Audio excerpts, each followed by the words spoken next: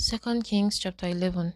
And when Athaliah, the mother of Ahaziah, saw that her son was dead, she arose and destroyed all the seed royal.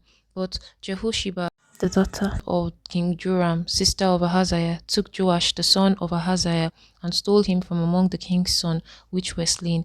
And they hid him, even him and his nurse, in the bedchamber from Athaliah, so that he was not slain. And he was with her hid in the house of the Lord 6 years. And Athaliah did reign over the land. And the 7th year Jehoiada sent and fetched the rulers over hundreds with captains and the guards, and brought them to him into the house of the Lord, and made a covenant with them, and took an oath of them in the house of the Lord, and shewed them the king's son. And he commanded them, saying, This is the thing that ye shall do. The third part of you that enter in on the Sabbath shall even be keepers of the watch of the king's house, and the third part shall be at the gate of Sur, and a third part at the house behind the guard. So shall ye keep the watch of the house, that it be not broken down. And 2 parts of you that go forth on the Sabbath, even they shall keep the watch of the house of the Lord about the king. And ye shall compass the king round about, every man with his weapons in his hand. And he that cometh within the ranges, let him be slain, and be ye with the king as he goeth out and as he cometh in. And the captains over the 100 did according to all that Jehoiada the priest commanded. And he took every man his men that were come in on the Sabbath with them, that they should go out on the Sabbath, and came to Jehoiada the priest.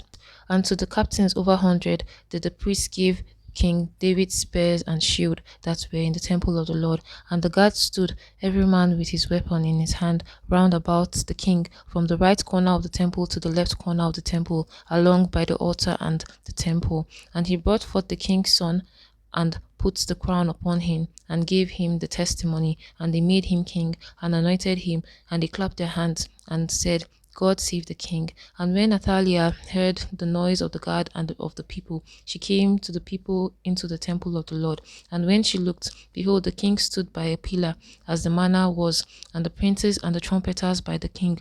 And all the people of the land rejoiced, and blew with trumpets. And Athaliah rent her clothes, and cried, Treason, treason!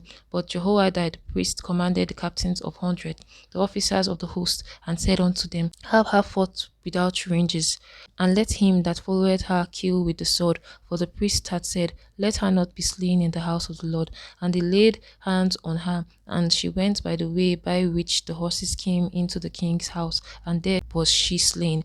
And Jehoiada made a covenant between the Lord and the king and the people, that they should be the Lord's people, between king also and the people. And all the people of the land went into the house of Baal, and brake it down, his altars and his images brake they in pieces thoroughly, and slew Mattan the priest of Baal before the altars.